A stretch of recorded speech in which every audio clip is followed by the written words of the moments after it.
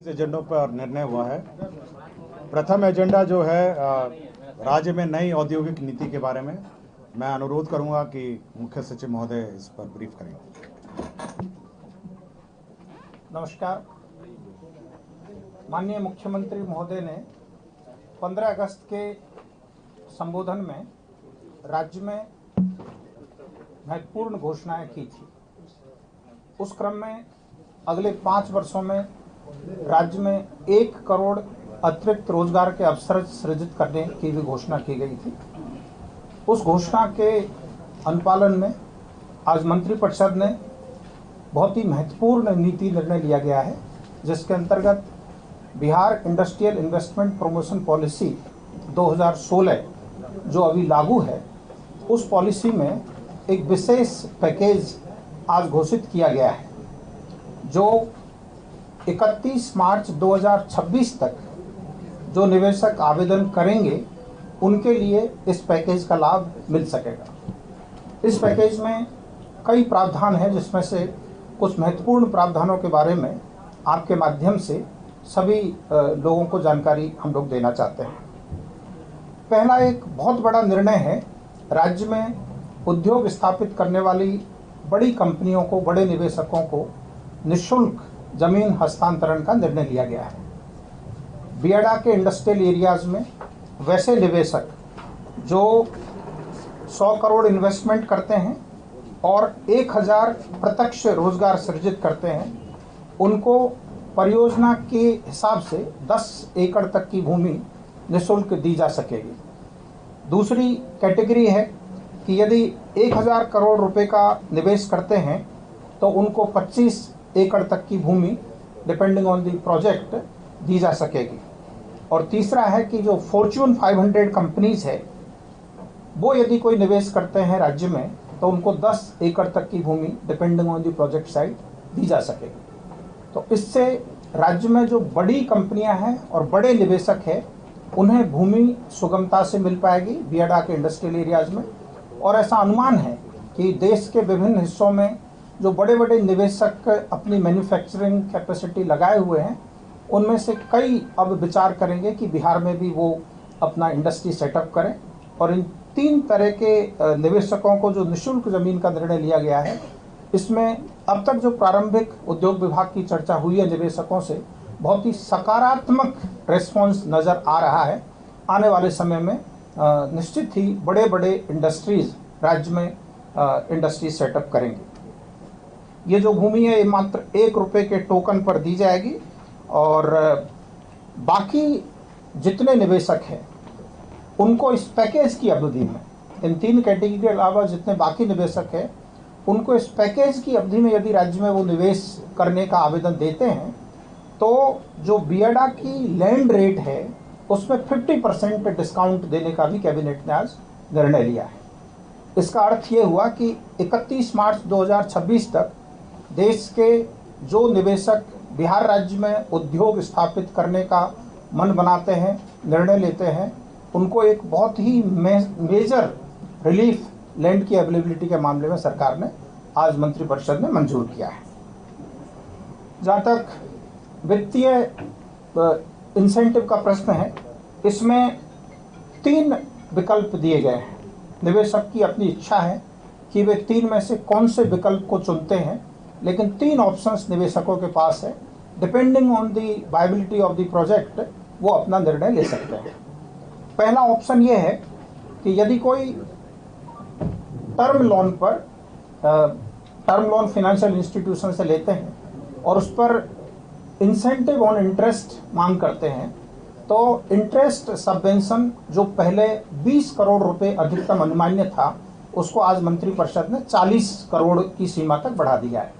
यानी interest subvention जो 2016 की पॉलिसी में सामान्यतः चल रहा था, उसको इस पैकेज की अवधि के लिए डबल कर दिया गया है। और इसमें साथ ही साथ 100% तक SGST रीइंबर्समेंट भी अलाउ किया गया है। यानी कोई निवेशक यदि इंटरेस्ट सबवेंशन का ऑप्शन लेते हैं तो उनको 40 करोड़ रुपए तक का interest subvention plus 100% SGST refund का प्रावधान अनमान्य होगा। दूसरा ऑप्शन ऐसा है कि जो मात्र SC/ST का रीइंबर्समेंट चाहते हैं, जो इंटरेस्ट सबवेंशन नहीं लेना चाहते हैं, उनको नेट SC/ST रीइंबर्समेंट जो हो सकता है उसका 300% तक, अप्रूव्ड प्रोजेक्ट कॉस्ट के 300% तक 14 साल तक SC/ST का रीइंबर्समेंट किया जा सकेगा। यानी जो लोग टैक्स में मेजर रिलीफ लेना चाहते हैं उनके लिए ये ऑप्शन नंबर 2 है। और तीसरा ऑप्शन जो कैपिटल सब्सिडी के बारे में है, प्रोजेक्ट कॉस्ट का 30% तक की सीमा तक कैपिटल सब्सिडी दी जा सकेगी।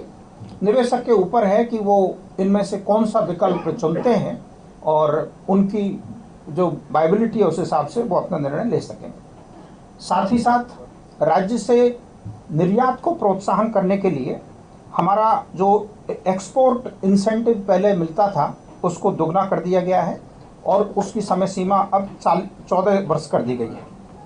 हमारे यहाँ पर जो एम्प्लॉयमेंट जनरेशन इंसेंटिव है, टेक्सटाइल यूनिट के लिए यदि कोई टेक्सटाइल मैन्युफैक्चरर एम्प्लॉय करता है हमारे राज्य के लोगों को, तो उनको 5,000 रुपये प्रति माह प्रति एम्प्लॉय की दर से एम्प्लॉयमेंट इंसेंटिव मिलेगा और ESI और EPF में जो खर्चा वो करते हैं उसका 300% तक का सपोर्ट मिलेगा। टेक्सटाइल के अलावा बाकी जो यूनिट्स है उनको 2,000 रुपये पर मंथ पर एम्प्लॉय की दर से एम्प्लॉयमेंट जनरेशन इंसेंटिव मिलेगा और ESI और EPF का 100% सपोर्ट मिलेगा।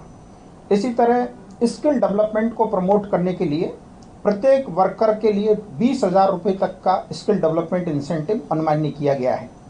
राज्य में पर्यावरण संरक्षण को बढ़ावा देने के लिए environmental protection incentive 25% of reimbursement up to ₹1 crore का प्रोविज़न किया गया है। राज्य में रिन्यूएबल एनर्जी को बढ़ावा देने के लिए रिन्यूएबल एनर्जी यूजेज इंसेंटिव के रूप में 20% तक लगभग 6 लाख रुपये मैक्सिमम तक अनुमानित किया गया है। साथ ही साथ कॉमन फैसिलिटी सेंटर डेवलपमेंट के लिए इंसेंटिव एवं पेटेंट रजिस्ट्रेशन, क्वालिटी सर्टिफिकेशन आदि के लिए भी सपोर्ट का प्रोविज़न किया गया है। इस संबंध में विस्तृत नीति आज उद्योग विभाग द्वारा जारी कर दी जाएगी और आपको यह प्रेस नोट दिया गया है जिसमें विस्तृत जानकारी दी गई है। इसी क्रम में मैं आपको ये भी बताना चाहता हूँ कि राज्य सरकार ने जुलाई 2024 में एक सैद्धांतिक कैबिनेट डिसीजन लिया था कि हम सभी जिलों में जहाँ पर इंडस्ट्रियल पार्क्स नहीं हैं या जहाँ इंडस्ट्रियल पार्क्स में ज़मीन नहीं बची है वहाँ नए इंडस्ट्रियल पार्क स्थापित करने के लिए लैंड एक्वायर करेंगे। मुझे प्रसन्नता है आपको ये संसूचित करते हुए कि पिछले 1-1.25 वर्ष में राज्य सरकार ने 32 नए इंडस्ट्रियल पार्क्स के लिए 14,600 एकड़ ज़मीन के अर्जन की स्वीकृति प्रदान की है। आपको ये भी मैं बताना चाहता हूँ कि Bihar industrial area development authority द्वारा अपने स्थापना से लेकर अब तक लगभग 8,000 एकड़ भूमि अर्जित की थी डिफरेंट इंडस्ट्रियल एरियाज़ ने। पिछले 1.25 वर्ष के अंतर्गत राज्य सरकार ने 14,600 एकड़ नई भूमि अर्जित करने का निर्णय लिया है और इसमें भी जो महत्वपूर्ण बात है वो ये है कि सारे के सारे इंडस्ट्रियल पार्क ऐसी जगह पर स्थापित किए जा रहे हैं जो हमारे राज्य में बन रहे high speed corridors, express highway के किनारे हैं। जैसे वाराणसी कोलकाता एक्सप्रेस हाईवे के किनारे रोहतास जिले में, औरंगाबाद जिले में करीब 500 एकड़ भूमि का इंडस्ट्रियल पार्क बनाने की स्वीकृति दी गई है। इसी तरह आमस दरभंगा एक्सप्रेस हाईवे बन रहा है, उसमें दरभंगा में इस रोड के किनारे भू अर्जन किया गया है। पटना पूर्णिया में जहाँ पर पटना पूर्णिया एक्सप्रेस वे पूर्णिया के समीप पहुँचता है वहाँ स्वीकृति प्रदान की गई है। और ये सारे के सारे 32 जो लोकेशंस है वो प्राय वेरी वेल कनेक्टेड ही लोकेशंस है। हम लोगों ने ये भी ध्यान रखा है कि राज्य में रेल और रोड की जहाँ बेहतर कनेक्टिविटी है उस जगह पर अधिक से अधिक इंडस्ट्रियल पार्क स्थापित हो। आज की एक और बहुत महत्वपूर्ण हाईलाइट यह है कि आपको जानकारी होगी कि पटना के समीप जहाँ Darbhanga Amas express highway Patna bypass rail line यानी नेवरा दनियावा रेल लाइन को क्रॉस करता है जेतिया गांव में, वहाँ 105 एकड़ ज़मीन सरकार ने अर्जित की है मल्टी मॉडल लॉजिस्टिक पार्क्स की स्थापना के लिए, ताकि कंटेनराइज्ड कार्गो पोर्ट से सीधा पटना आ सके और यहाँ से एक्सपोर्ट होने वाली कमोडिटी सीधे इस MMLP के माध्यम से बाहर जा सके। तो उस 105 एकड़ में तो एमएमएलपी बन ही रहा है, उसके सटे हुए एक फिनटेक सिटी की स्थापना के लिए आज सरकार ने 242 एकड़ जमीन के भू अर्जन का निर्णय लिया है 408 करोड़ रुपए की लागत पर। जिस प्रकार गुजरात राज्य में गिफ्ट सिटी स्थापित हुआ है, उसी की तर्ज पर बिहार में ये फिनटेक सिटी पटना के समीप स्थापित होगा, जिसमें अपेक्षा है, ये अनुमान है कि बहुत बड़े पैमाने पर जो इन्वेस्टर्स है उनको यहाँ पर सुगमतापूर्वक इंफ्रास्ट्रक्चर मिलेगा और वो बड़ा बड़ा निवेश कर सकेंगे। इसके बारे में और विस्तृत जानकारी हम लोग प्रेस नोट के माध्यम से आपको देंगे।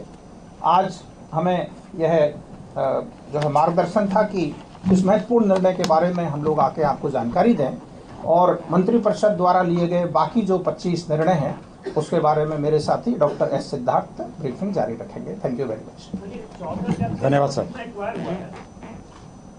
सॉरी,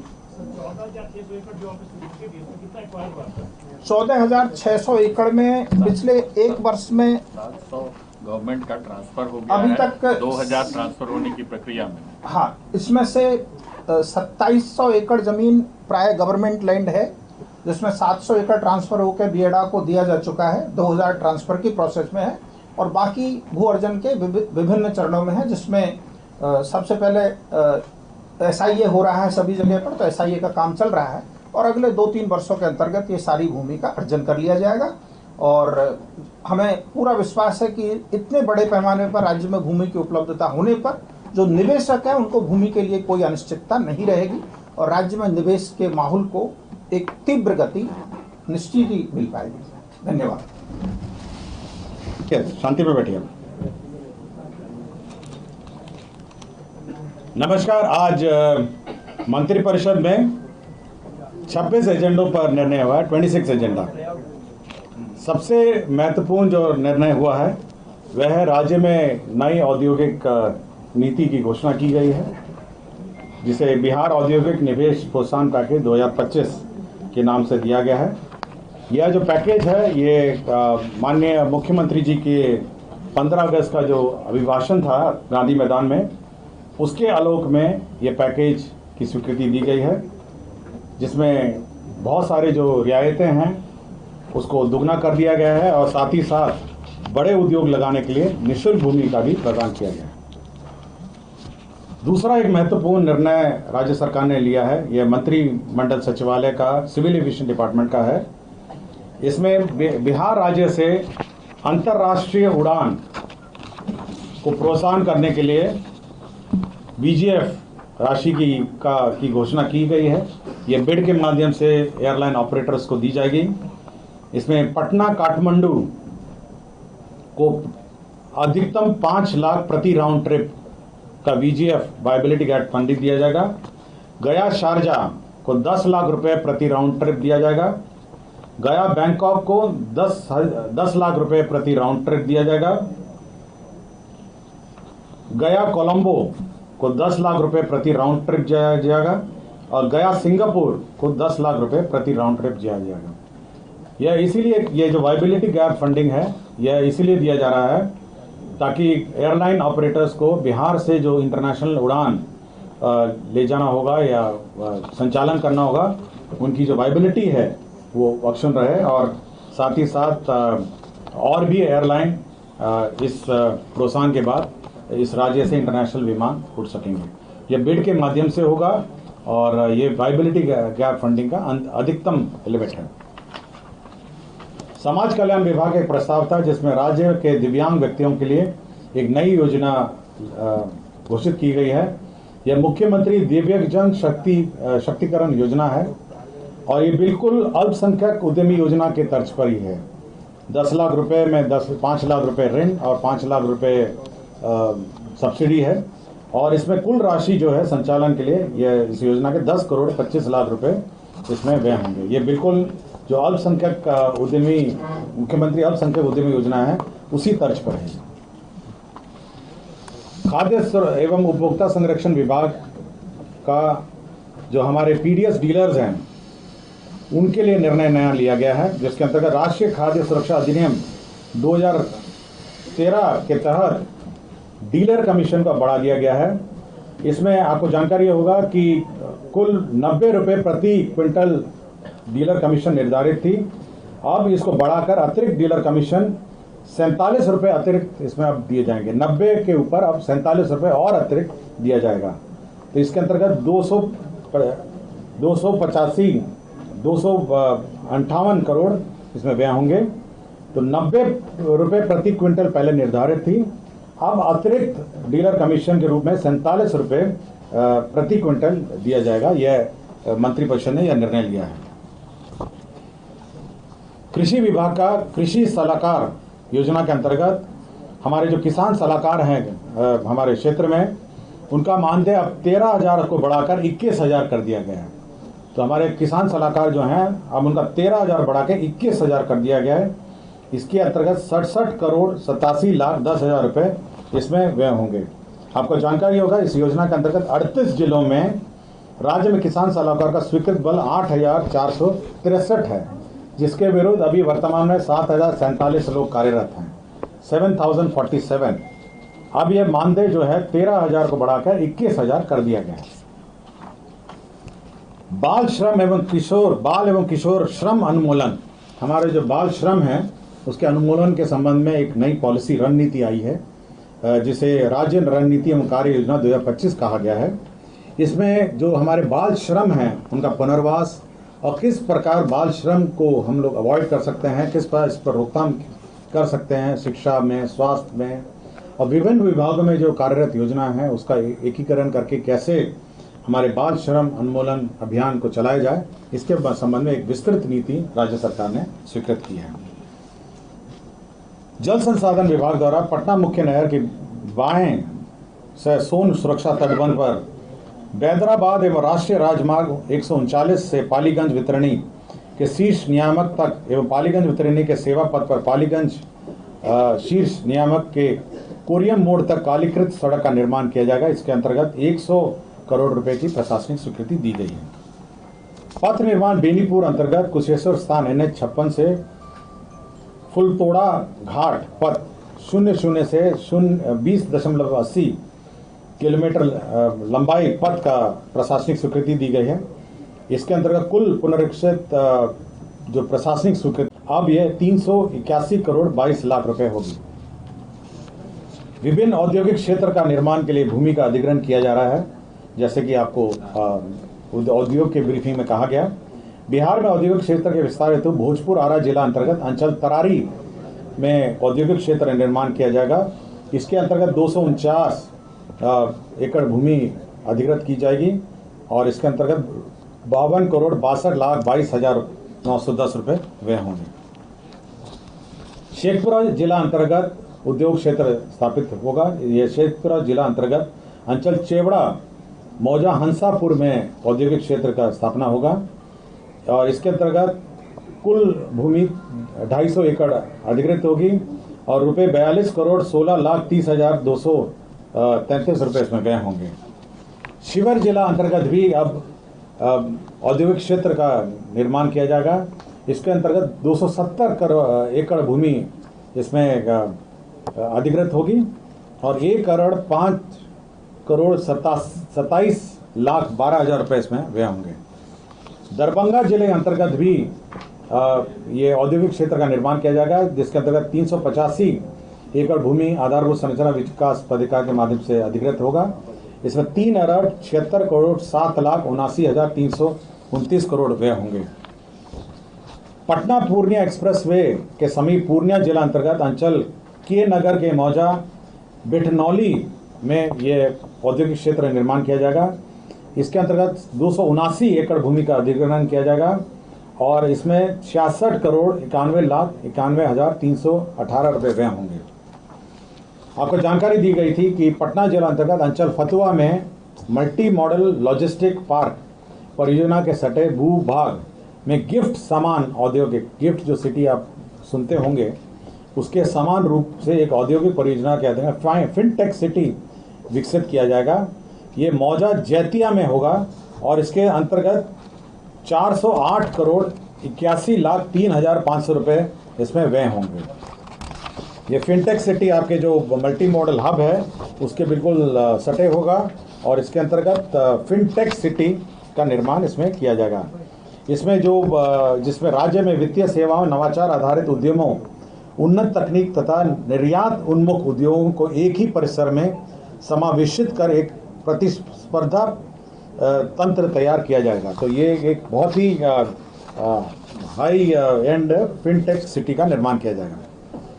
ऊर्जा विभाग के अंतर्गत जो हमारे राज्य जल विद्युत निगम हैं, उनके 12 वर्तमान में निर्माणाधीन हैं। 9 परियोजनाओं को अब इसका जो पुनरीक्षित प्राक्कलन किया गया है, जिसमें तेजपुरा, डेरी, सिफा, बलिदान, परमा, मथौली, राजापुर, अमेठी एवं डेरी स्केप, ये इनका पुनरीक्षित प्राक्कलन बनाया गया है, जिसमें 166 करोड़ 81 लाख और 3 परियोजनाओं को बंद कर दिया गया है, जिसमें बरबल, रामपुर और नटवार। विधि विभाग का न्याय मंडल समस्तीपुर का अंतर्गत अनुमंडलीय व्यवहार न्यायालय रोसड़ा में 15 कोर्ट भवन, एम्यूनिटी भवन और हाजत भवन का निर्माण किया जाएगा। स्वास्थ्य विभाग में जो महावीर आयुर्वेदिक संस्था है पावापुरी, हमारे जो मेडिकल कॉलेज है, उसमें जो आर्बिट्रेशन अवार्ड है, उसके तहत एक मुश्त 150 करोड़ रुपए का प्रावधान सहित कुल राशि 7 अरब 46 करोड़ 64 लाख का पुनरीक्षित प्राक्कलन, उस परियोजना का पुनरीक्षित प्राक्कलन स्वीकृत किया गया। आपको याद होगा पिछली बार वैशाली जिला अंतर्गत जो स्तूपा है, उसके निकट में एक 5 सितारा होटल पीपीपी मॉडल में निर्माण का रिजॉर्ट का प्रस्ताव था, उसमें आंशिक संशोधन किया गया है। अब वो 5 एकड़ भूमि में बनेगा और होटल या रिजॉर्ट का उसमें ऑप्शन है। होटल या रिजॉर्ट है 5 एकड़ की भूमि में। पिछली बार 10 एकड़ का था, उसको घटा के 5 कर दिया गया। और पिछली बार केवल रिजॉर्ट था, अब ये होटल कम या रिजॉर्ट है। गृह विभाग में ERSS मिर साइट कमांड कंट्रोल सेंटर में 132 पदों का स्वीकृत हुआ है। मौजा बांका जिला अंतर्गत अंचल कटोरिया में यह सिपाही प्रशिक्षण केंद्र के लिए भूमि का स्थानांतरण हुआ है। सारण जिला अंतर्गत अंचल जलालपुर मौजा बंगरा में ये मत्स्य एवं पशु संसाधन विभाग को शिक्षा विभाग की भूमि का स्थानांतरण हुआ है 15.5 एकड़। इसमें डेयरी प्रोजेक्ट प्लांट लगाया जाएगा। पटना जिला अंतर्गत फुलवारी अंचल में मौजा जगनपुरा में मेट्रो रेल कॉरपोरेशन को सशुल्क जमीन का स्थानांतरण हुआ है। और गया जिला अंतर्गत अंचल नगर गया के मौजा दुर्बे में खेल मैदान के लिए खेल विभाग को भूमि का स्थानांतरण हुआ है। राजस्व एवं भूमि सुधार विभाग में जो डेटा एंट्री ऑपरेटर हैं, उनको उनकी सेवा प्राप्त करने के लिए CSE e governance services India limited को नामांकन पे यह कार्य दिया गया है। और आनंद अभिषेक, ये सामान्य प्रशासन विभाग है, परीक्षमान असैनिक न्यायाधीश कन्याकोटि, इनको डिस्चार्ज फ्रॉम सर्विस किया गया है।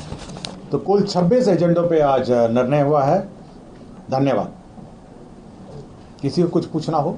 सर जैसे वो एयर मार्क जरा से बता दिया जाए, कितना से थोड़ा सा एक बार फिर से लाइन एयर मार्क वाला लाइन, अरे कैबिनेट का अपना गया। इसमें जो है इंटरनेशनल रूट को प्रमोट करने के लिए 5 रूट अभी आइडेंटिफाई किए हैं। इसमें है पटना काठमांडू, इसमें न्यूनतम यात्री संख्या है 150 और एक राउंड आने और जाने का जो ट्रिप है वो 5 लाख रुपए दिए जाएंगे। 5 लाख रुपए। गया शारजा, आने जाने का राउंड ट्रिप है। गया शारजा है, इसमें 10 लाख रुपए प्रति राउंड ट्रिप है। गया बैंकॉक है, इसमें 150 यात्री कम से कम होने चाहिए। 10 लाख रुपए प्रति राउंड ट्रिप है। गया कोलंबो श्रीलंका 10 लाख रुपए प्रति राउंड ट्रिप है। और गया सिंगापुर 10 लाख रुपए प्रति राउंड ट्रिप, मतलब उत्तर दक्षिण पूर्व पश्चिम एक जगह है। मतलब वो छोटा प्लेन नहीं ले जा सकते आप, 150 कम से कम होना चाहिए, बड़ा प्लेन होना चाहिए। वो खाली जाए या मतलब कम से कम नहीं, उसकी सीटें होनी चाहिए, यात्री क्षमता। मतलब ये नहीं कि कोई छोटा का प्लेन ले आए और कहें कि हमको 10 लाख रुपए राउंड ट्रिप दीजिए, मतलब बड़ा प्लेन होना चाहिए। क्लियर हो गया हमको? इसमें कुछ और पूछना है? मतलब उत्तर में नेपाल, दक्षिण में सिंगापुर, ठीक है ना, ईस्ट में है, सॉरी दक्षिण में है आपका कोलंबो, ईस्ट में सिंगापुर और वेस्ट में शारजा। तो अब बिड करेंगे ना, जो जैसे आएगा। हम तो लिख चुके हैं, हम तो देखिए, हम रिक्वेस्ट सभी एयरलाइन को कर चुके हैं। आपका एयर इंडिया एक्सप्रेस को कर चुके हैं, एयर इंडिया को कर चुके हैं, हम लोग इंडिगो को लिखा है, स्पाइस जेट को लिखा है, हम लोगों ने सारे एयरलाइन को लिखा है कि आप इंटरनेशनल फ्लाइट बिहार से शुरू करिए, जिसमें बहुत सारे हम लोगों ने कहा है। हम लोगों ने कतर तक इंक्लूड किया, इसमें रिक्वेस्ट किया। कतर है, आपका दुबई है, शारजा है, आपका श्रीलंका है, और नेपाल है, सिंगापुर है, आपका सभी जगह का हम लोगों ने किया है। अब यह है कि अब आए नहीं आए, और साथ में हम लोगों ने जो वैट है एयर टरबाइन फ्यूल पे, वो 1% कर दिया है। तो इसके बावजूद अगर मतलब प्रोत्साहन इसलिए दे रहे हैं कि भाई ये ऑपरेशन शुरू करें। एक बार शुरू हो जाएगा, एक बार आदत हो जाएगा, कस्टम्स का, इमिग्रेशन सब शुरू हो जाएंगे, एक इंटरनेशनल डेस्टिनेशन जाने का एक व्यवस्था हो जाएगा, उसके बाद धीरे धीरे अपने एयरलाइन बाकी भी आ जाएंगे। लेकिन हमने सभी को रिक्वेस्ट किया है, सभी डेस्टिनेशंस के लिए। नहीं, ये डायरेक्ट फ्लाइट है, ये सीधा गया to the destination to destination है। ये नहीं कि गया जाएगा दिल्ली, फिर दिल्ली में ले ओवर, वो सब नहीं है। ये 1-to-1 डायरेक्ट फ्लाइट्स हैं। और क्या पूछना भाई? हो गया? अनुमति है ना जाने का? धन्यवाद।